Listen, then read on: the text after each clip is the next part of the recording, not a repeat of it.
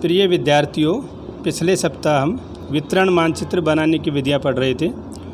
वितरण मानचित्र बनाने की दो विधियाँ हैं, अमात्रात्मक विधियाँ व मात्रात्मक विधियाँ।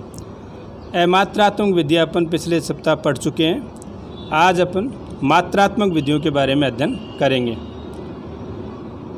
मात्रात्मक विधियों में किसी तत्व या वस्तु के मूल्य, मात्रा अथवा घनत्व की क्षेत्रीय विभिन्नता प्रकट की जाती है।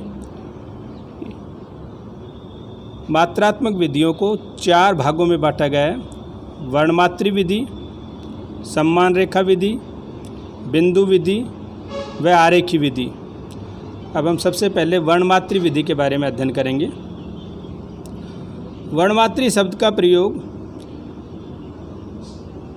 अंग्रेज पर्यायवाची शब्द कोरोप्लेस से लिया गया है, जो 2 शब्दों से मिलकर बना है। कोरोस मीन्स स्थान और प्लेस मीन्स माप।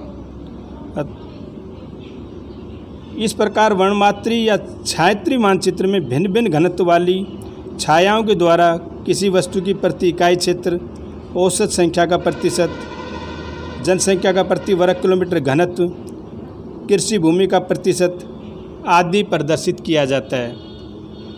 वैसे तो जो वर्णमात्री विधि है वह सामान्य छाया विधि के समान ही इसमें छाया दी जाती हैं, लेकिन वर्णमात्री विधि में अपनी मर्जी की छाया नहीं होती। इस विधि में जो मान बढ़ता है या मूल्य बढ़ता है त्यों छाया गहरी होती है। जैसे जनसंख्या का घनत्व विरल है, वहाँ सबसे हल्की छाया, फिर उससे सघन, उससे गहरी छाया। इस प्रकार जो मूल्य या मान बढ़ता जाएगा छाया गहरी होती जाएगी। इसमें अपनी स्वयं की मर्जी की छाया नहीं होती है। दूसरी विधि इसमें सम्मान रेखा विधि। सममान का अर्थ है समान मान को मिलाने वाली रेखाएं, जिनको हम सम्मान रेखा कहते हैं। जैसे समान ताप को मिलाने वाली समताप, समान दाब को मिलाने वाली समदाब, समान वर्षा को मिलाने वाली समवर्षा, समान लवणता को मिलाने वाली समलवणता। इस विधि द्वारा इनका वितरण दिखाया जाता है।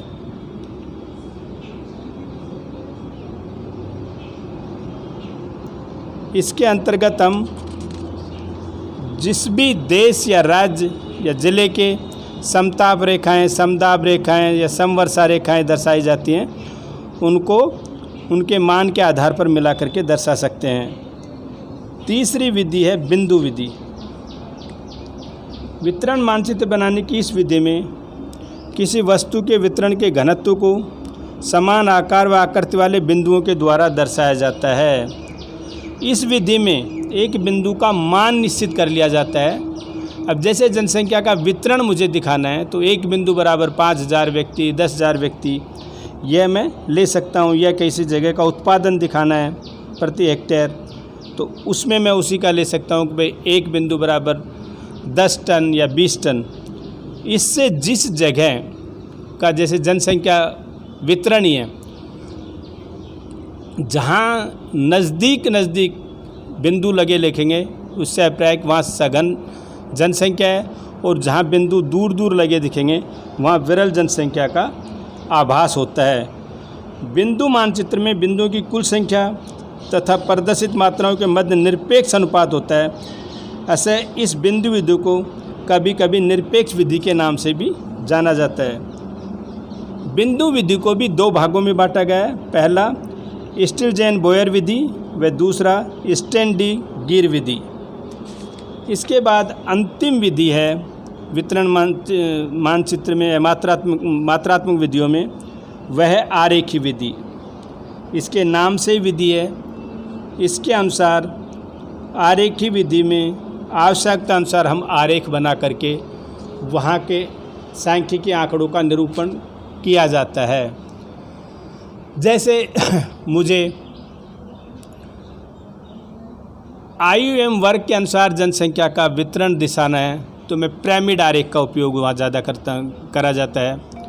इस प्रकार अगर भूमि उपयोग के आंकड़ों का मैं निरूपण करूँगा किसी राज्य या देश में, तो मैं वर्तारेख का उपयोग करूँगा, या मैं लिंगानुपात का वितरण करना दिखाऊंगा तो मैं दंड आरेख का इसमें प्रयोग करूँगा। इस विधि के द्वारा जिस भी राज्य या ज़िले का मुझे इन आंकड़ों को प्रदर्शित करना होता है तो उसके अंतर्गत में ये आरेख बना करके मैं अपना वितरण दिखा सकता हूँ, दंड आरेख द्वारा, वर्त आरेख द्वारा व पिरामिड आरेख के द्वारा।